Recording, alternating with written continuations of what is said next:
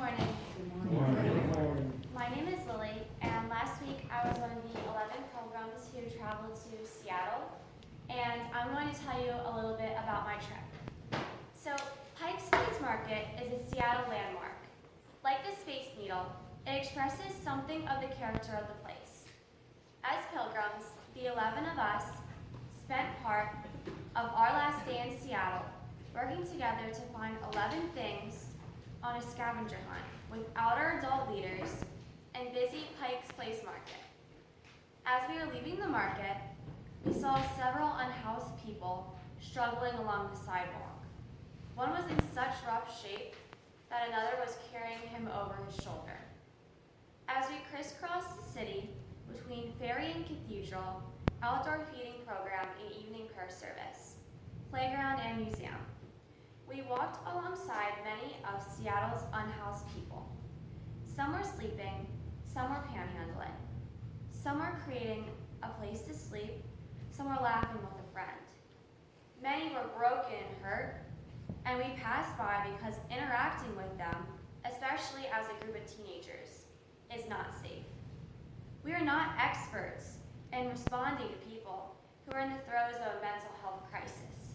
We are not equipped to face the unpredictable behavior of a person actively using addictive substances like heroin or alcohol. Perhaps the priests and Levites in the parable of the Good Samaritan were not equipped to help the man who was robbed and left for dead. Even so, they could have gone to help, to find someone who could help. There are so many people helping others, people with expertise who are equipped.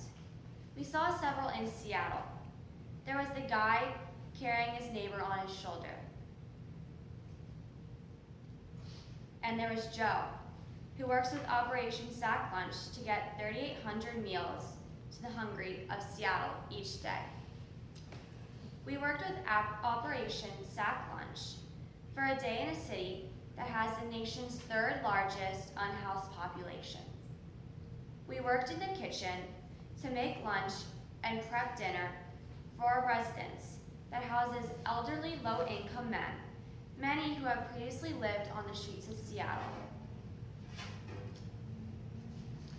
Then, we served a hot lunch of chicken stir-fry, a salad, dessert, milk, and fresh peaches to about 50 people underneath the 5 freeway in a place where all are truly welcome.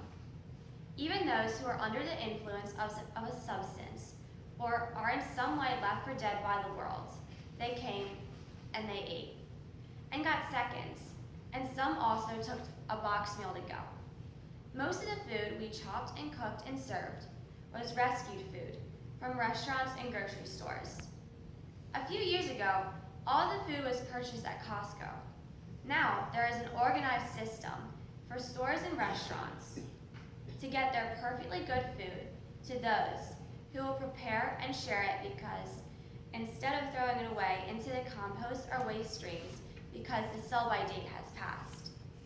These folks in Seattle are experts, the social workers and organizers and cooks and residents. They have developed a good system for feeding their neighbors. Some neighbors looked unhealthy and unwashed, and some neighbors were smartly dressed and clean. The working person who is well dressed but not able to buy enough food. The person suffering on the street. These were the neighbors we met. And thanks to Joe and Operation Sack Lunch, we could safely be neighborly and volunteer to help in the ways that we are able. Earlier we said that we were working on a scavenger hunt. Working together wasn't really working for us. We were arguing and fighting and having a horrible moment. We couldn't find a pink door on the scavenger hunt list, and we stood in the street fighting about what to do. An older man came up to us and asked if we were looking for the pink door. We stopped arguing long enough to say yes. He pointed about 20 feet from where we stood. There it was. We were so busy fighting that we couldn't see it. And we were so glad that the pink doorman stepped in to help and guide us. He took pity on us and stepped in without making us feel stupid. He was our neighbor when we were stuck. We went to dinner that night in a funk. We were annoyed with each other. Our group was suffering a bit. We were disconnected and frustrated as we sat down for our celebration dinner, which was not feeling very celebratory. But then, miracle of miracles, our server was an angel named Michael. This guy greeted 2 tables of grouchy teenagers, and the edge of bitterness began to fall away from the group. He smiled, was witty, and got us laughing again. He gave us something to drink when we were thirsty, and some good food to eat when we were hungry. He was our neighbor, pulling us out of the brokenness and the funk, and reconnecting us and caring for us. You can go all the way to Seattle and find a neighbor who can meet your needs in a low moment. That's how God's people are. And not only people in church, people on the street and in a restaurant are neighbors to one another in the way that Jesus taught. Jesus really shocked people with this Good Samaritan story. None of his listeners liked the Samaritans. They were considered unclean and undesirable. Jesus chose to cast his good neighbor in the parable as someone unexpected, surprising, someone who challenged people's ideas about what was righteous and caring and who didn't care. Michael was a good neighbor to us, although not one of us expected that our waiter at dinner would save the day. And here's the really wild part. As we were getting ready to leave, he saw that someone had a Maryland shirt on and asked if we were from Maryland. And he looked really shocked, eyes wide, as he asked the question.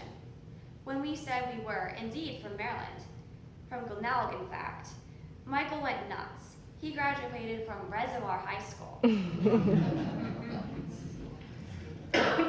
We traveled all the way to Seattle to find our neighbor. Sometimes we walked by them, sometimes we helped. And several times, our neighbor helped us. And now we return, changed by the ways people cared for us, changed by the way we cared for other people. And we all agree on one very important thing. We want to be more like Michael, connecting easily with people and turning things around, relatable and welcoming, laughing and sharing, not taking things so seriously that we lose sight of one another, of what matters, taking care of one another.